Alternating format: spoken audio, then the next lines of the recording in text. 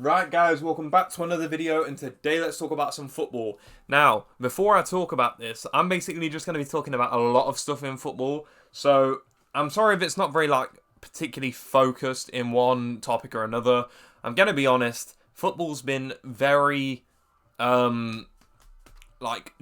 There's not been much football news going on. I'm just going to talk about this quickly and I'm just going to explain it. If you didn't know, the Premier League was postponed last week. You may have seen my YouTube short on it, which got a lot of views, which I was quite happy about. Thank you guys for liking that shorts. I really do appreciate it. It means a lot to me.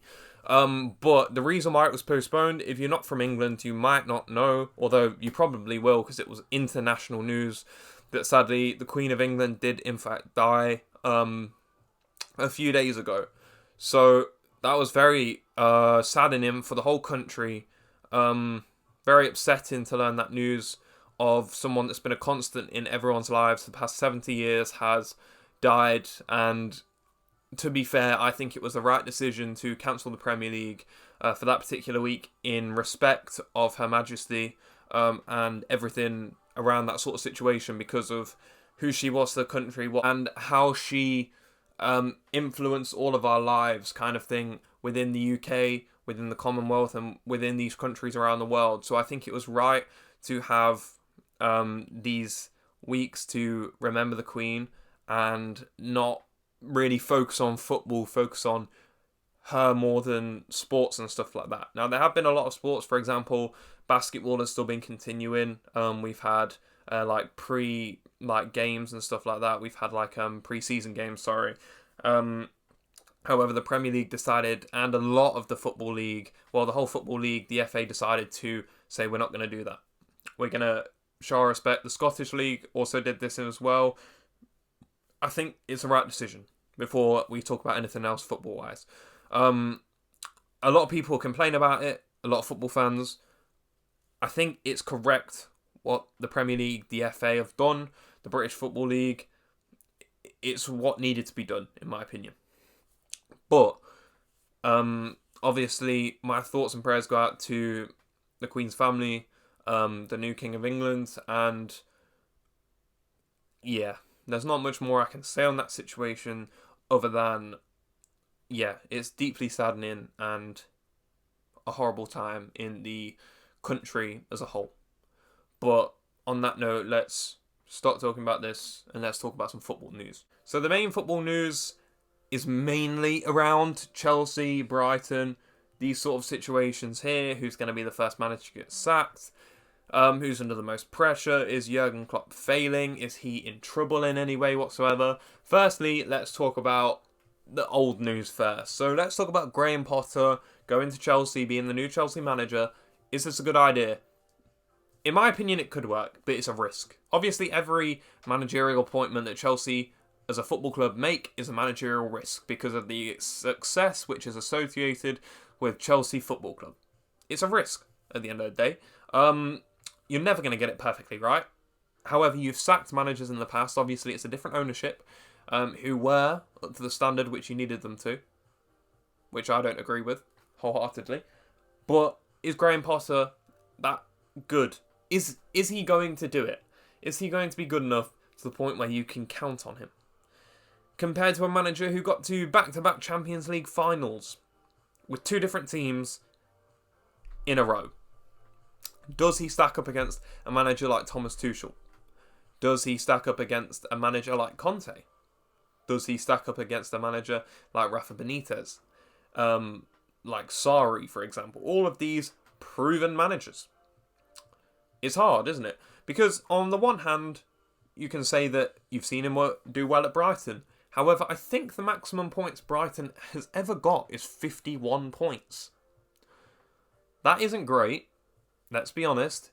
Can he manage egos? We don't know that. That is a situation which is an unknown. We've never seen him as a manager manage someone with an ego. Can he manage someone who has an ego? I'm not going to say who I think has an ego on the Chelsea team, but there will be. At these big clubs, they're going to have egos, right?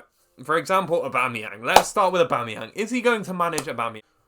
It was particularly weird that was Thomas Tuchel's last signing, and then they just let him go after making all the decisions He helped make all those decisions, footballing decisions. Is that a good idea? We shall see. At the end of the day, it's hard to say how well Graham Potter is going to succeed. How is he going to succeed? What is success for Graham Potter at Chelsea? Now, many will say it's winning a trophy because it's Chelsea Football Club. Graham Potter has never really won a trophy. That's just the facts of it. He's done well.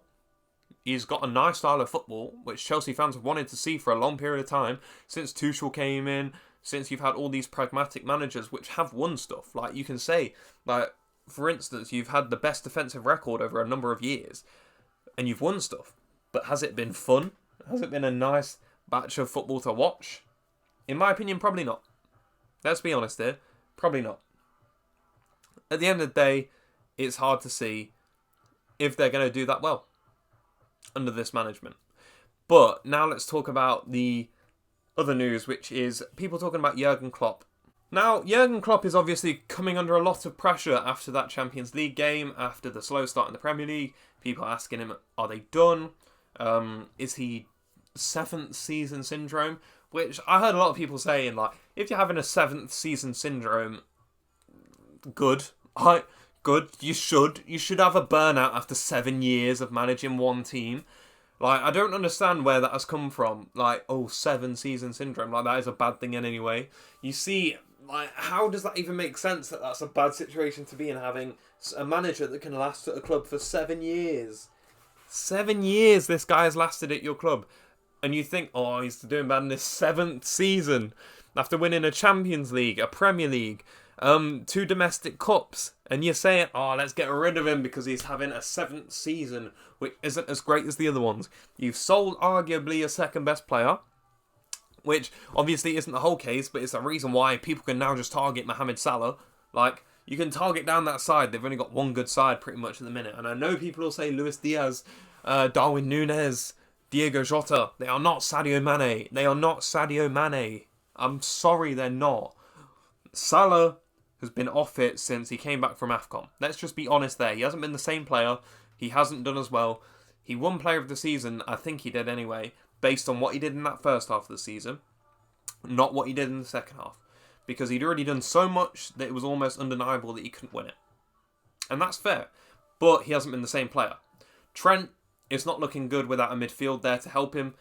He really doesn't know what to do when Fabinho is out, when Henderson is out, when Thiago is out. That is the core of the midfield aging out of this team, or getting injured and being pushed out of this team by injuries. Is that something that Klopp needs to consider? The injuries that are on him, players being unhappy there and wanting to leave, and FSG not being able to produce the appropriate replacements for a team like Liverpool. It is interesting to think about, isn't it? That's just my opinion. But if you have enjoyed this video, like the video and subscribe to the channel. I'm sorry for this kind of being a mishmash of everything within Premier League sort of stuff. I'm going to be honest, there's not much going on. So I'm just talking about random things. So if you like the video, subscribe to the channel. And thank you for watching.